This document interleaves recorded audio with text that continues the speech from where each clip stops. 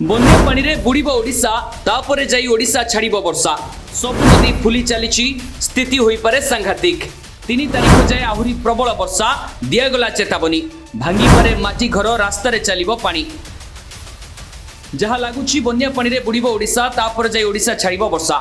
ओडिशा रे जल प्रलय सृष्टि करबा पई सते जेमती शपथ करिछि वर्षा एबे भी घूर्णिबलय प्रभाव रे राज्य रे वर्षा जारी रहिछि राज्यर अधिकांश स्थान रे पाग मेघुआ सह किछि स्थान रे तुहाकु तुहा वर्षा हेउछि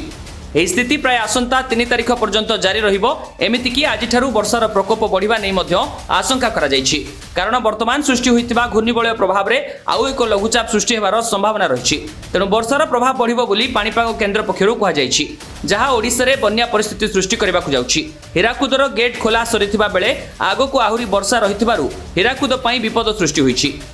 पाणीपाग विभाग कहिछि जे बुधवार केन्दुझर देवगढ़ अनुगुल ढेंकानाल संबलपुर आदि जिल्लार किछि स्थान रे प्रबलरु अति प्रबल वर्षा आशंका रहिछि सेहिपरि बालेश्वर भद्रक जाजपुर केन्द्रापड़ा कटक जगतसिंहपुर मयूरभंज सुंदरगढ़ बरगढ़ नवरंगपुर कलाहांडी सोनपुर बौद्ध और झारसुगुड़ा रे प्रबल वर्षा आशंका रहिछि तेबे पाणीपाग विभाग एही आकलन परे राज्यवासी चिंता बढ़ी वर्तमान महानदी में 18टी गेट देई बन्या जल निष्कासित होउथिबा बेले पुणी छत्तीसगढ़ अर्थात महानदीर उपर मुंडरे प्रबल वर्षा आशंका रही तेणु आगकू महानदी में अधिक गेट खोलिबा सह महानदी फुलिबा नै आशंका सृष्टि होइछि समान भावे झारखंड सह सुंदरगढ़ में प्रबल वर्षा जोगु ब्राह्मणी में जलस्तर वृद्धि नहीं आशंका प्रकाश पाई फल आसंता 5 दिन पर्यंत राज्यर विभिन्न स्थान में वर्षा हेबार आशंका रही सुंदरगढ़ झारसुगुड़ा देवगढ़ संबलपुर बरगढ़ नुआपड़ा सोनपुर और बलांगीर जिले में भारी वर्षा हेबार संभावना रही बालेश्वर मयूरभंज भद्रक केन्द्रापड़ा जगतसिंहपुर कटक ढेंकानाल और खोर्धार